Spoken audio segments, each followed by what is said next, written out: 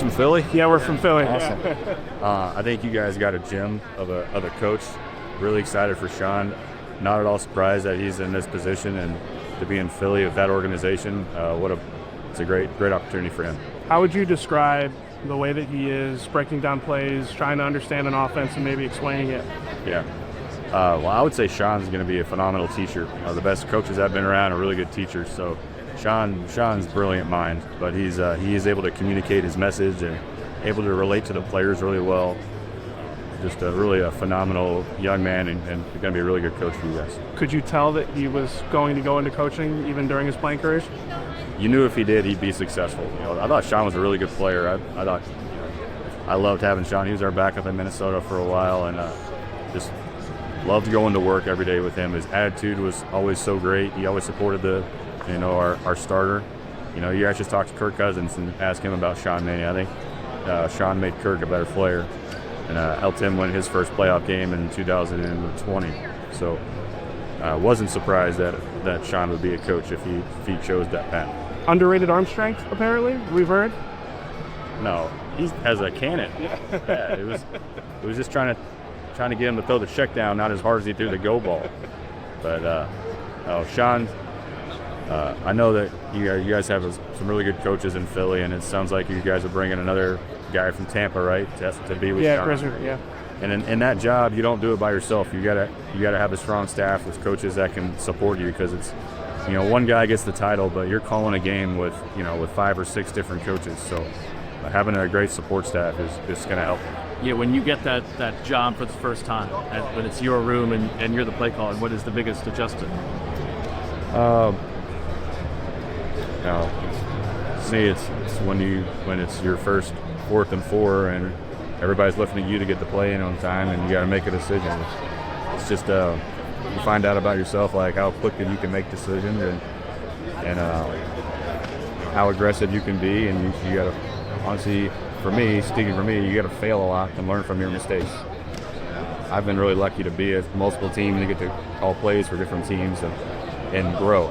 A lot of times you get let go or you get fired, and it takes you a long time to get another chance at it. So it's a growing experience, as with any job, especially that job. Before you did it for the first time, how did you prepare for that? Did you sort of go through like imaginary reps of what you would do in those situations?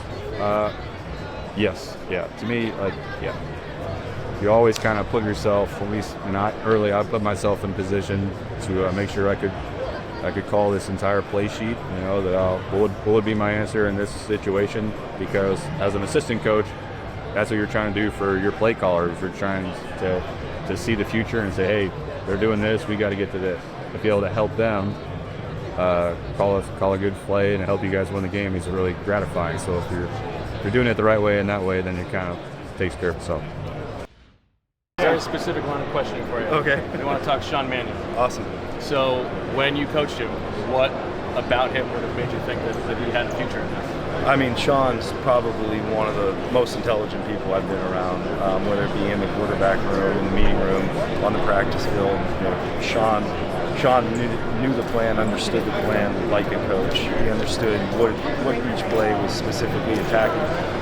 But he wanted to know the whys behind it. Like, he wanted to know the little bit of minutia. Hey, what is this motion doing for us? Like, what is it? What is that? Like, what am I seeing when this motion happens?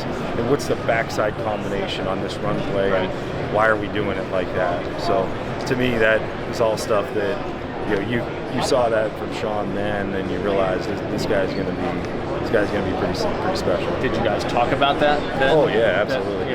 Our quarterback meeting room then, with Kirk and with Sean, those guys were awesome to work with, and it was my first job as a quarterback coach. So being around those guys that were so intelligent and so diligent to their craft, really helped me then, and still does.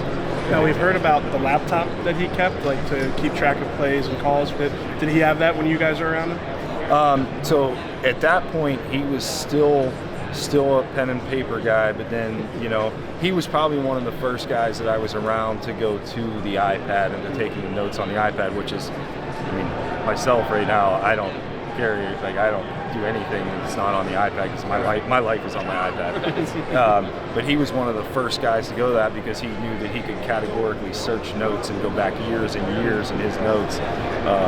So yeah, that thing that's pretty legendary. When he's asking me about, you know, the purpose of different parts of the plays and stuff like that, would you talk about, like, if I had an offense, this is the kind of offense that I would run, things like that? You always share your ideas, Okay. so but at the time, you know, you're in a system, you got a Sure. belief in a system, so it's kind of really perfecting what you're doing there and then. But you know, you always have thoughts of, okay, hey, maybe I'd do it a little bit different, or I prefer this, or certain quarterbacks prefer certain things called a certain way rather than something else, what hits their brain, how their mind functions. So there's always stuff like that. But you know, the thing that I remember is just how proficient he was, and how his memory from every system he'd been in was really impressive.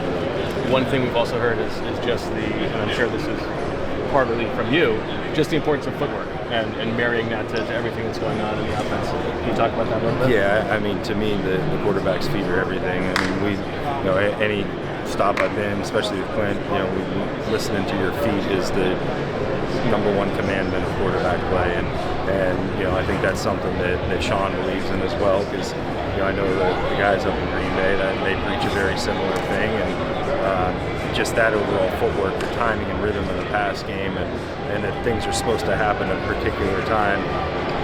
For him, getting it out on time, being able to anticipate windows, not see things open, and then helping your offensive line out too, and not putting the burden that you're taking extra hitches or delaying things when they know the ball's got to go, so they can use their best moves as well. You often hear about backup quarterbacks being resources in the room.